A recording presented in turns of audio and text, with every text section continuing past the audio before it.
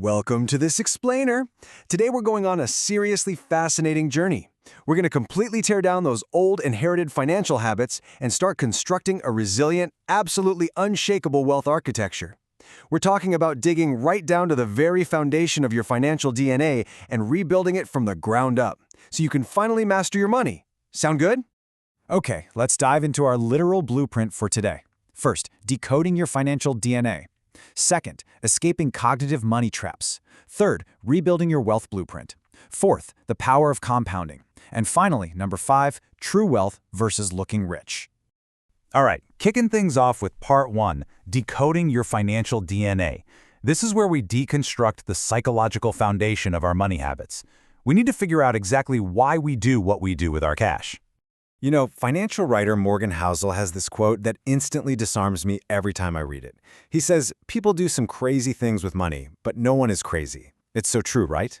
Those seemingly irrational, totally crazy financial decisions that you, or let's be honest, we all, make, they actually make perfect sense to the person making them in that exact moment.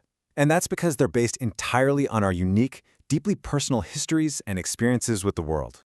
So that personal history forms what author T. Harv Eker calls your money blueprint.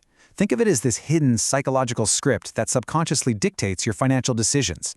I mean, this financial DNA is hardwired into your brain before you even earn your very first dollar.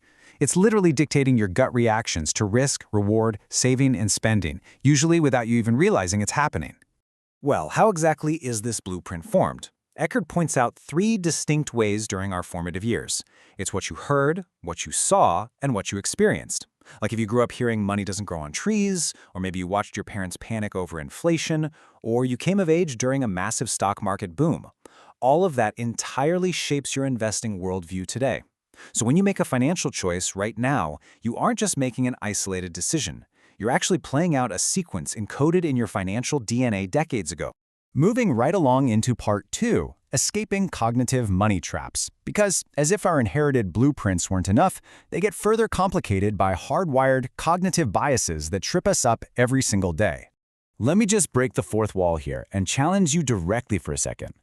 Is the height of the tallest redwood tree more or less than 1,200 feet? Take a second. Seriously, what's your best guess about its actual height? Just get a number in your head. Got it? Okay. Whatever number you just guessed was almost certainly influenced by, well, the 1,200-foot number I just threw at you. This is called the anchoring effect. It's a sneaky little mind trap where we rely incredibly heavily on an initial piece of information to make our subsequent judgments. Basically, even completely random numbers act as heavy anchors in our brain. So think about when you walk into a salary negotiation, or you see a $150 shirt placed right next to a $50 shirt. Your brain gets anchored, and that heavily influences what you perceive as a fair price. Now, have you ever caught yourself saying something like this? "I spent so much on this stock, I can't sell it now." Or maybe, "I've just put way too much time into this bad investment to walk away." If you have, warning sirens should literally be going off in your head right now. Hearing yourself say this common phrase is a massive, flashing red flag for any investor. Because what you're feeling there is actually the sunk cost fallacy in full swing. It's when we continue a bad behavior simply because of previously invested resources. Listen, to be a rational architect of your wealth, you absolutely must look strictly at the current status and the future forecast of an investment. You have to stop weighing your past investments of money or time or energy. What actually matters is where it's going tomorrow, not what you paid yesterday. And that idea brilliantly illustrates another major trap: survivorship bias. There's this incredible story from World War II where the military wanted to put armor on the bullet-riddled parts of their returning bomber planes. Makes sense, right? But a mathematician named Abraham Wald had this massive aha moment. He realized they were only looking at the surviving planes. The planes that didn't return were hit in the engine and cockpit, which were exactly the untouched areas on the survivors. And guys, we do the exact same thing in finance. We only look at the successful, surviving businesses and completely overlook the massive, invisible cemetery of failure. And that gives us a wildly false sense of how easy success really is. All right, on to part 3, rebuilding your wealth blueprint. It is officially time to shift gears, stop tearing down bad mental habits, and start laying the solid bricks for our new conscious wealth architecture. The very first brick here is understanding the difference between goals and systems, which is a brilliant concept popularized by James Clear. So your goals are just the specific results you want to accomplish. But your systems, those are the daily processes that actually lead to those results. Truly wealthy people don't just sit around manifesting the goal of getting rich. Instead, they build rigorous, automated daily systems. Stuff like automatically transferring a set amount into an investment account every single first of the month. That system practically guarantees they'll get there over time. Next up, we really have to draw a hard line between speculation and investing. Benjamin Graham famously defined speculation as betting on excitement without thorough analysis or safety. So buying a random crypto token just because everyone on the internet is hyping it up, that is incredibly dangerous. That's essentially playing the lottery with a very emotional, very manic entity that Graham calls Mr. Market. True investing, on the other hand, requires thorough, grounded analysis, a high degree of safety for your principal, and a reliable promise of an adequate return. Furthermore, we absolutely must separate income from net worth. Income is just the money you actively earn by trading your time. But relying solely on time-based income? That's a total trap, because your time is strictly limited. It has a built-in ceiling. A true wealth architecture focuses intently on building your net worth, which is the total value of your assets minus your debts. You want assets that are working for you while you sleep, permanently replacing your labor with leverage. Which brings us to part 4, the power of compounding.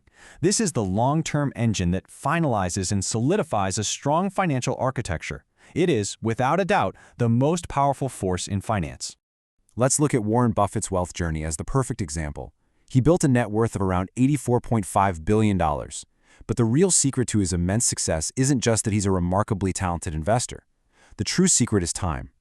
Buffett started investing when he was just 10 years old. He has literally been letting his money compound for over 8 decades.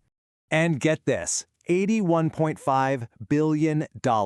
That staggering number is the amount of money Warren Buffett made after his 65th birthday. Let that sink in for a second. It so brilliantly illustrates the delayed exponential explosion of compounding. The most massive gains happen at the very tail end of the timeline, which means patience isn't just a virtue, it's the ultimate required currency for building your wealth architecture. Now, compounding also applies to the specific investments you choose. And this is driven by a concept called long tails. Historically, a tiny sliver, just 7% of companies, drives all the net gains in the market, while the vast majority, 93%, do basically nothing or fail outright. Out of the hundreds of stocks Warren Buffett has picked, just about 10 of them drive the massive bulk of all his financial returns. Honestly, I find this incredibly reassuring. You do not have to be right every time. You just have to hold on to the rare winners long enough for them to compound.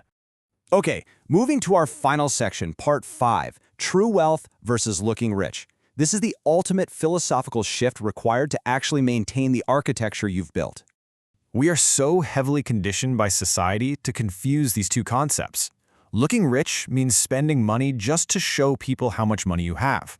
It's the chaotic stress of financing a flashy Lamborghini with massive, suffocating debt just to look successful to total strangers. But true wealth?